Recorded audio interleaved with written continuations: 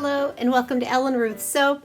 I'm Ellen and I'm in full fall mode. I'm so excited. It's my favorite season. Coming towards the end of summer. It's still hot here in Middle Tennessee, but I'm just looking forward to sweater weather. And that made me think of autumn, and I love the woods. I live in the country in a rural setting. We have 8 acres, and so I love fall colors and trees.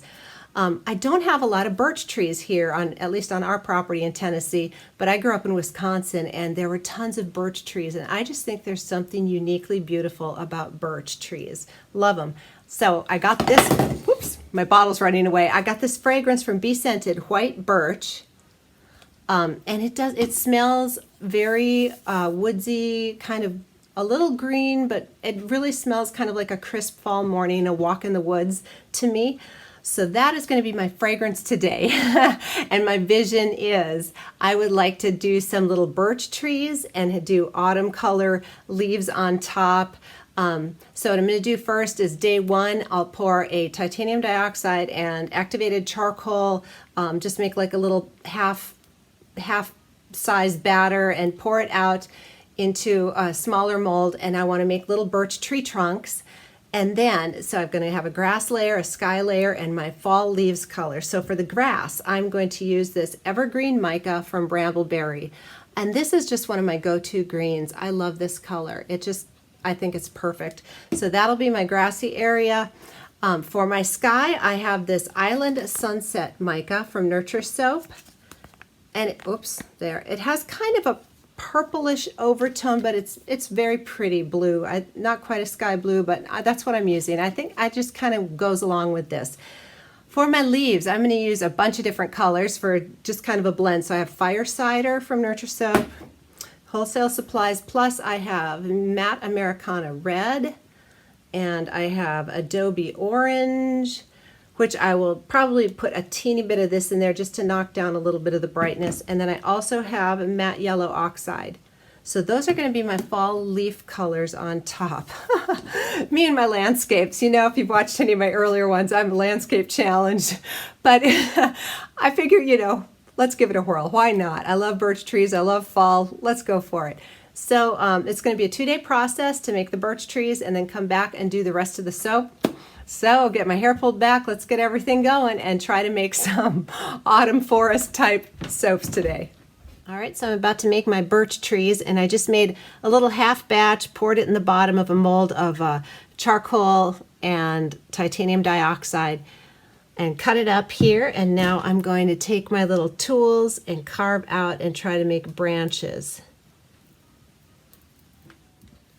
So I'm going to keep carving out until I get, down a couple inches and I can it's pliable and separate it and make branches for my trees.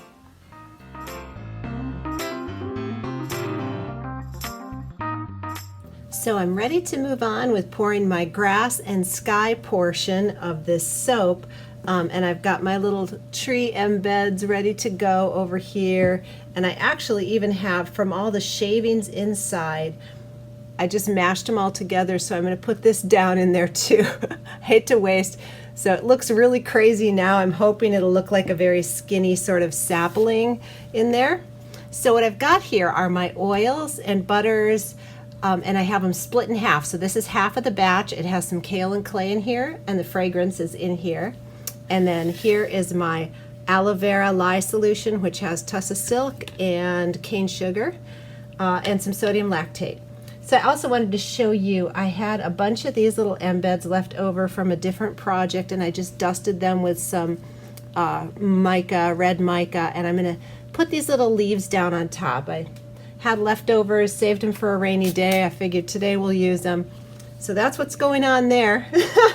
Okay, time to move forward. All right, I'm going to hand stir in my aloe vera lye solution, and then we will stick blend as needed when we split off for the grass and the blue sky colors. And hopefully the reviews on this fragrance were correct and it doesn't cause any acceleration. It's looking pretty good right now. Smells good, this birch, white birch. It really does kind of smell woodsy, green. very autumnal. I love that word, autumnal. All right, I'm not seeing any ricing or anything. It's looking pretty good. So I think we're almost ready to split off for our colors. I'm hoping, I want to stick blend these thick enough so that the little trees will stand up without any issues. I don't want anybody tipping over on me in there. Let's see, I think, oh golly, I'm not very good at guesstimating. All right, we'll have this little guy here is going to be the grass. So I've got my beautiful evergreen mica. And then over here, I'm going to pull this out because now I will stick blend at this point. Got my beautiful island sunset, and I just had enough left. It's very purpley. I'm hoping it's not too purple. But let's go ahead and stick blend. We're going to go lightest to darkest.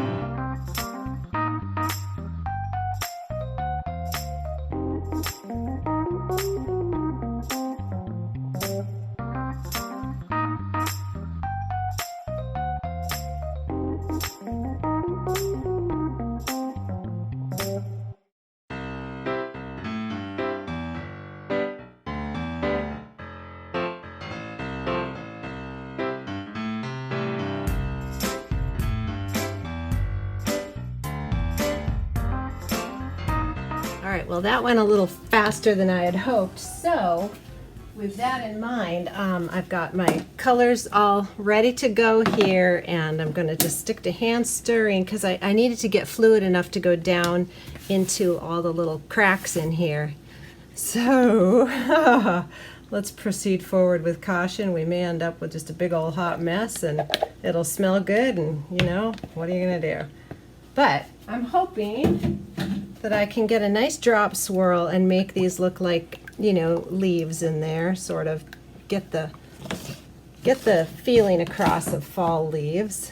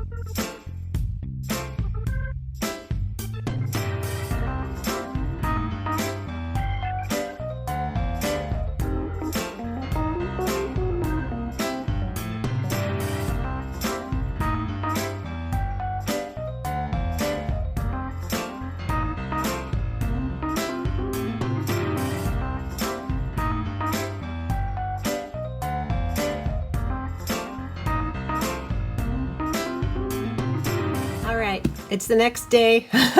I'm super anxious to get in here and see how this came out on the inside. have a feeling that I'm going to have some air pockets and such, but there's only one way to find out, and that's to get in here. So let's get this out of the mold. Smells great.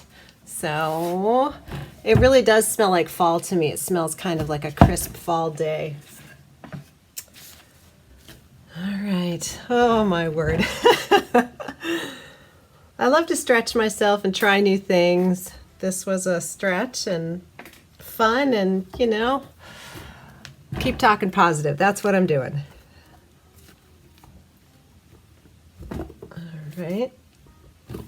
So let's get it out. Loving the colors. Oh boy. All right, let's get this thing split and get in here.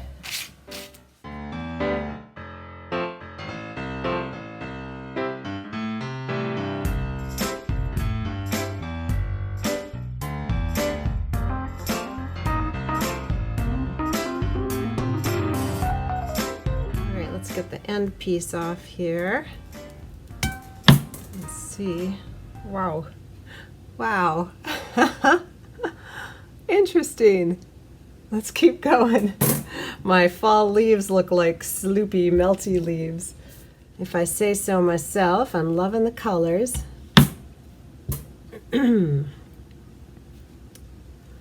Got a few little air pockets. Those are easy to fix. Interesting. This little sapling that I made from the chunks is kind of cool looking too. Huh. Well, let's keep going here and see how we do. These are very tall bars too, because of the trees in there. There's a little extra batter, so it's a nice, good sized bar. They're kind of cartoony but cute. I actually like them. Fun. These are fun. All right, let's keep cutting here. Let's see if we get a different pattern on this loaf. Oh wow, zebra striped trees. Looks like Dr. Seuss sort of zebra. Wow. Not exactly the birch trees I was going for, but they're pretty cool. I feel like if these soaps don't bring a smile to your face, that's just really sad, right? These are fun. They gotta make you smile. Got a little air pocket there. We'll fix that, but I think these are hilarious.